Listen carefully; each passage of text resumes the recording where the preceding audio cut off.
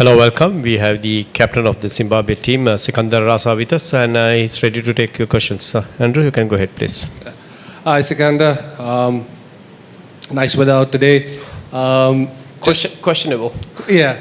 Just wondering. So, how's the your build-up been going? Obviously, the warm-ups were a bit of a mixed bag, but you've got a lot of experience playing in Sri Lanka as of late.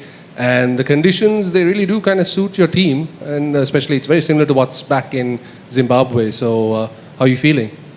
Yeah, warm-ups are there just for the indication. I mean, you don't look too much into it. It was just to make sure that, because we haven't played any T20 cricket for the last 2.5 months, so we had a camp in Hambantota for a week. We came here.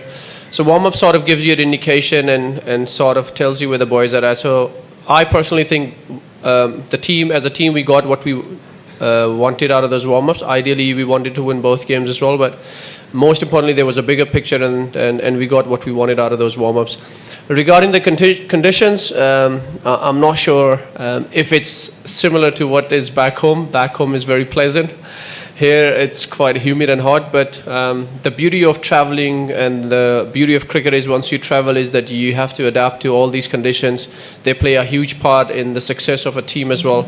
The fact that we've been here for almost 2 weeks now, so I'm very confident that the boys have adjusted, and we can't wait to get our campaign on the road from tomorrow. Very intriguingly, you played Oman in the warm-ups. Not often that you get your first opponents also in the warm-up game. So, how do you guys? What have you learned from that game? Yeah, so mainly it was the two things. Of course, one, you want to give the boys some game time, but also I think it was to read the wickets. What sort of wickets we will have at Premadasa.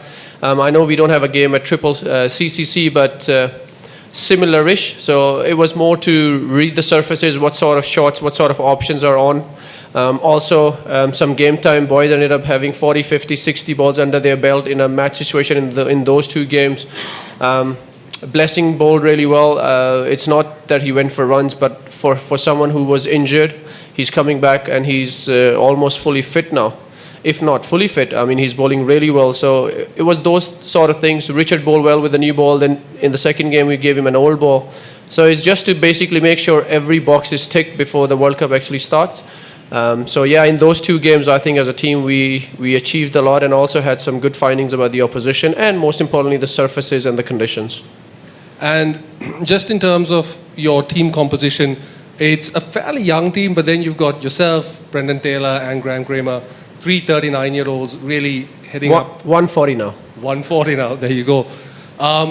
What's it like? I'm not going to put words into your mouth, but could be the final World Cup for some or all of you. So coming into this, what's going through your head?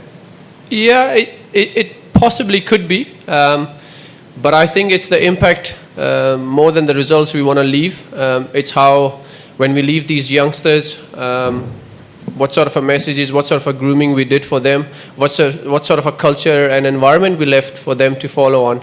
What sort of a team bonding and how to manage your teammates and how to deal with them and things like that. So there's a lot more that goes in building a team rather than just the performances. So even if it's the last World Cup for 3 of us, I think 3 of us can hold our head high, and I think we have done a fantastic job in building a team and the culture and the environment around the boys, so that even when we are gone, they can take the team forward in the dignified and honorable way and hopefully achieve a lot more success. Hi, Sikander. Just want to hear you're back at a World Cup after the previous edition in Australia. So just how does it feel for you to be playing the World Cup again? Yeah, certainly. I'm a huge fan of these ICC events. I think in these events, when you play some of the countries that you might never play in your career or play them just once or twice. So it's nice that every country is here and you never know which country you're going to play. And even when you do play them, you may not have played them in the past a lot.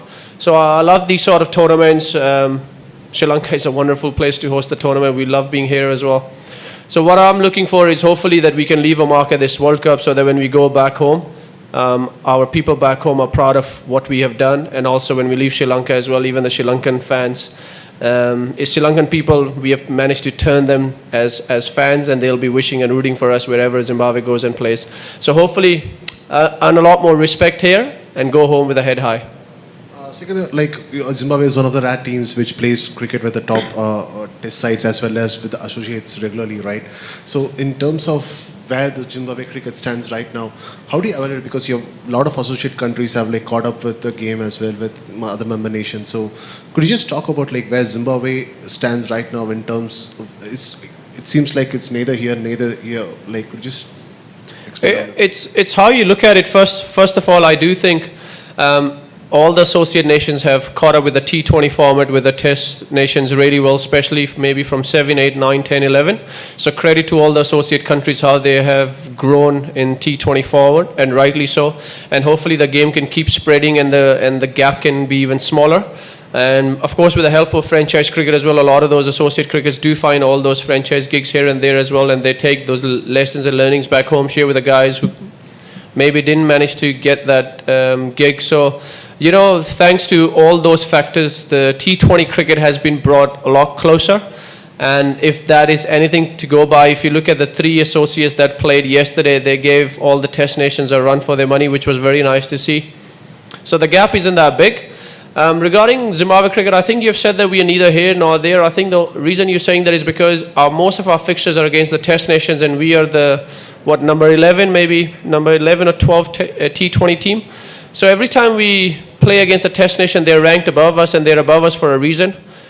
So if you look at it last year, we weren't winning consistently, but we were winning pretty much against every nation.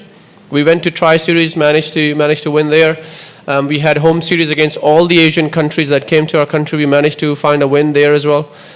So while you say that we are neither here nor there, but I in my heart do feel that we're on the right track. All we need to do is find a bit more consistency, and then I think you will be saying we are here and not just there. Yeah, Sikander, just you spoke about like leaving a legacy behind for you three, the senior pros. There is like a lot of your youngsters have come through the age group system, right through the under-19 levels. They are coming through the ranks. So how promising is that? Because once you leave behind, there are like youngsters to take over your position as well to keep the Zimbabwe thing going ahead.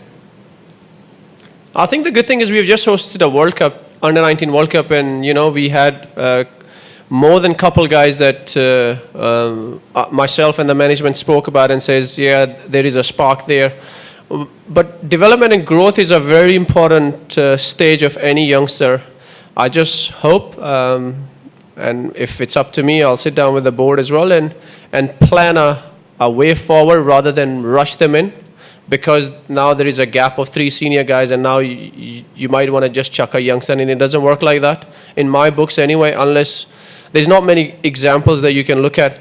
So hopefully we have 5 domestic franchises which plays first class, list their T20s back home as well. Hopefully we can groom them for a year or 2, and if they are an exceptional talent, then there will be a space for them at the national. But before national, there are A tours, there's academy tours as well. So I just hope that we can put them on the right track, and hopefully the path is clear for them.